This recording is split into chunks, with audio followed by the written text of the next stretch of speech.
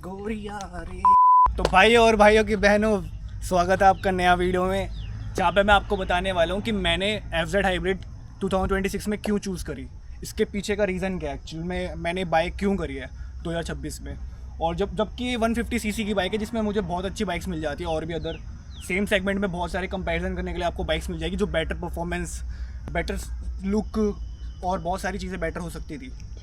But इसमें देखते हैं कि अब मैंने चूज़ क्यों करी है, तो अब आपको बताने वाले हैं। तो भाई सबसे पहले मैं आपको बताने वाला हूँ कि मैंने ये चूज़ करी है तो मेरी नीड्स क्या थी। मैं अपना लाइफस्टाइल बताने वाला हूँ। तो मेरे लिए इसकी नीड इसलिए थी क्योंकि मैं डेली 60 किलोमीटर्स का ट्रैवल करता हूँ। डेली मैं अपने ऑफिस जाता हूँ, 60 किलोमीटर मुझे ट्रैवल करना पड़ता है अप्रॉक्स।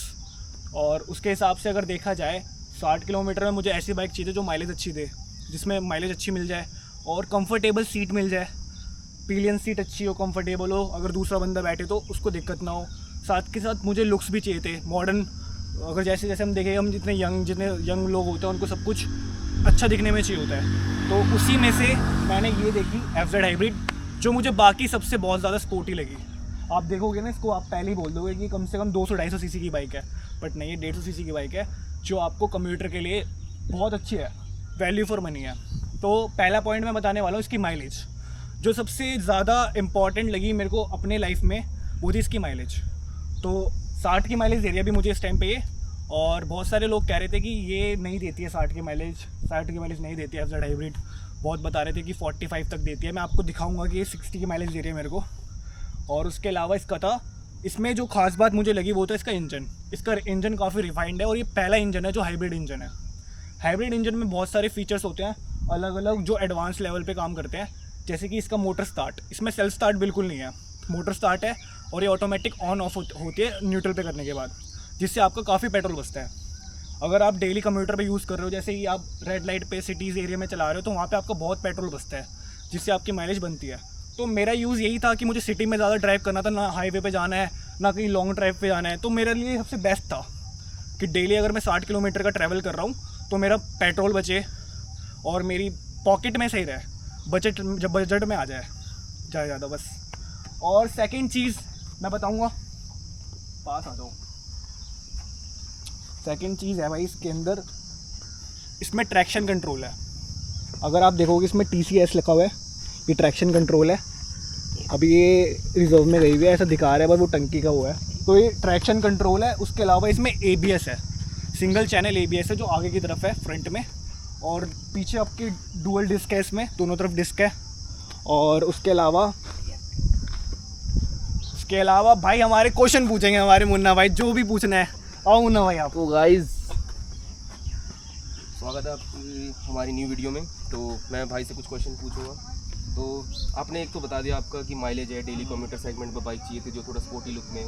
तो इस सेगमेंट में जैसे पल्सर भी आती है 125, 160 एंड अपाचे की बाइक्स भी आती है, तो उनमें क्या ऐसा रहा कि आपने वो नहीं चुना? क्योंकि वो भी कहीं ना कहीं एक हद तक 40 तक का माइलेज दे देती है, वो भी स्पोर्टी लुक में ही है। देखो मैं इस बात पे ये कहना चाहूँगा कि देखो 160 सीसी की हो गई, या फिर इसी सेम प्राइस में N250 भी आती है, N160 भी आती है, और भी NS भी आती है, इसमें N250 भी आती है, बहुत सारी बाइक्स आती है, और भी अदर उसकी अपाचे आती है, 160 RTR 160 भी आती है। अगर मैं चाहता तो मैं ले सकता था 2-3 हज़ार रुपये एक्स्ट्रा देके। बट रीज़न क्या था कि उनकी माइलेज बहुत कम थी, 45 मैक्स टू मैक्स 45 देती है माइलेज उनकी। पल्सर की 45 है, NS 160 की देखोगे उसकी भी 140 ऐसी 45 आती है। उसके अलावा अपाचे भी 45, वो तो और कम देती है, वो तो 40 से भी कम देती है। तो मेरा मेन मोटिव था कि मेरा पेट्रोल बचे। जो इसका स्ट्रॉन्ग पॉइंट है इस बाइक का, वो है माइलेज। कि आप डेली कम्यूटर यूज़ करते हो, आपको अगर स्प्लेंडर से ऊपर चाहिए और कम्यूटर में चाहिए तो ये आपको। और मैं आपको सीधा बताता हूँ, मेरा मेन क्या था, देखने का नज़रिया क्या था कि हम चाहे अपाचे ले लें, चाहे पल्सर ले लें, चाहे कोई भी बाइक ले लें, हमें कोई रेस तो करनी नहीं है किसी से। हमारा डेली यूज़ है, हमें किसी को कुछ दिखाना तो है नहीं, हमें कुछ प्रूफ तो करना नहीं है। तो मुझे सिर्फ उसका लुक अच्छा लगा और माइलेज अच्छी लगी तो मैंने ले ली।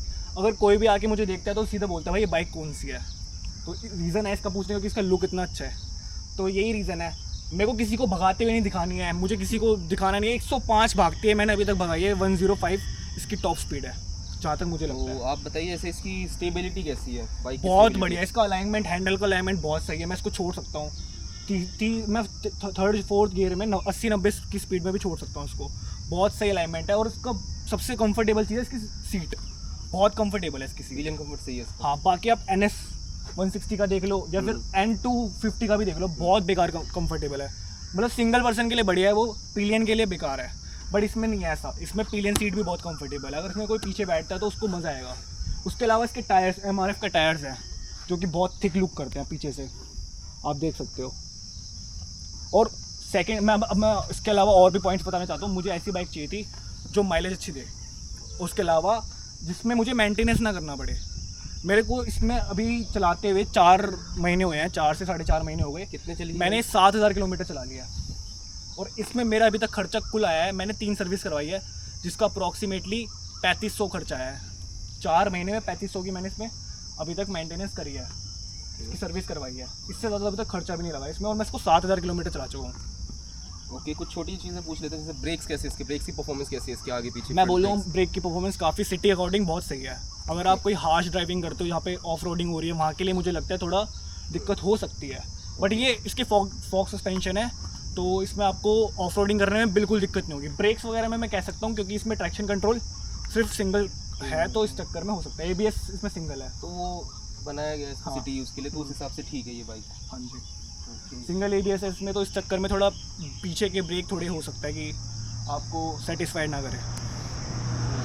बाकी फ्रंट ब्रेक बहुत अच्छा है। इसके कॉन्स बताना चाहेंगे जो आपने फेस किए? इसके कॉन्स एक ही लगा मुझे, टू बी ऑनेस्ट मैं सच बताता हूँ, हाईवे पे बहुत मिसिंग फील कराती है।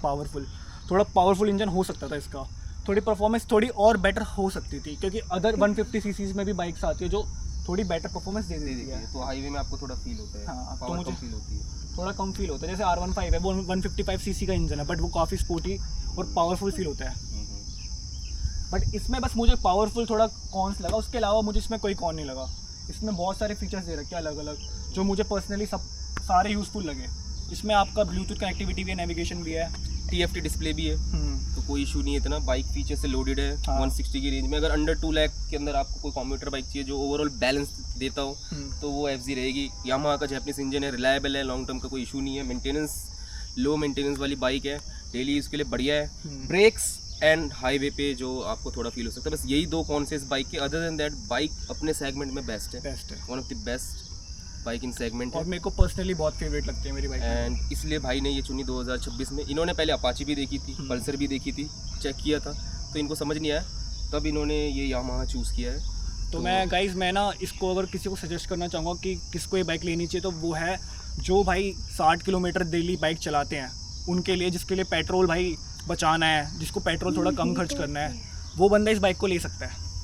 बिना रोके बिना सोचे ले लो भाई, बिल्कुल अच्छी लुक करती है, एकदम बहुत बढ़िया परफॉर्मेंस है। गाइस, जिसने भी FZ हाइब्रिड लिया है वो कमेंट करें, और बहुत सारे हमारे ऐसे सब्सक्राइबर्स भी हैं जिन्होंने FZ हाइब्रिड लिया है। मेरी वीडियोस में उन्होंने कमेंट किया था कि पूछा था उन्होंने माइलेज कितनी दे रही है। मैं आपको माइलेज का दिखाता हूँ। लोगों ने बोला था ना कि ये 60 का माइलेज नहीं दे दिया। ये देखो गाइस, ये एवरेज फ्यूल, ये आपका टोटल है कितने किलोमीटर चल चुके हैं, 7000 किलोमीटर चल चुकी है, और ये एवरेज है, आप देख सकते हो 60.6 किलोमीटर पर लीटर। बहुत ही ज़्यादा स्मूथली आपको दिख रहा होगा, ये देखो 60 किलोमीटर पर लीटर ये एवरेज आ रही है मेरे को। तो जो भाई बोल रहे थे कि मैं झूठ बोल रहा था, तो अब जाके आप देख सकते हो हमारी वीडियो पे, और इसका हम शॉर्ट भी डाल देंगे, जिसको नहीं लग रहा था कि नहीं देती है FZ हाइब्रिड इतना। और सब कुछ इसके इंजन पे गाइस, ब्लू कोर का इंजन है, बहुत बढ़िया रिफाइंड इंजन है, और ये पहली बाइक है आई थिंक, शायद मैंने इसके अलावा कोई हाइब्रिड बाइक देखी नहीं है। तो मैंने सोचा कि भाई देखता हूँ 150 सीसी में कौन सी बाइक ऐसी आ गई जो 60 की माइलेज दे रही है। Let's hope. अभी तक तो बड़ी अच्छी से चल रही है, बहुत स्मूथ है। बाकी हम आगे आपको बताते रहेंगे अपनी वीडियो में, तब तक के लिए बने रहिए। Don't forget to subscribe our channel guys. Defender Boys को फॉलो करो और सब्सक्राइब करो, और कमेंट करो कि आपको अगली वीडियो कौन सी चाहिए। बहुत डिले हो गया था, आपको बताया था हमने रीज़न था डिले करने का वीडियो इतना। तो FZ हाइब्रिड की वीडियो आ रही है, उसके बाद अपनी SG की भी आएगी, तो बने रहिए जब तक के लिए। और भी हम आपको 42FJ यामाहा का 42FJ जावा का बताने वाले हैं कि उसकी भी वीडियो हम उसका रिव्यू देंगे जल्दी। उसके अलावा बुलेट क्लासिक 350 का भी देखते हैं हो पाए तो, और भी 2-3 बाइक्स सोची हमने, बाकी आप कमेंट करके बताइए। तब तक के लिए बने रहिए। सी यू, टाटा, मिलते हैं अगली वीडियो में, बाय बाय।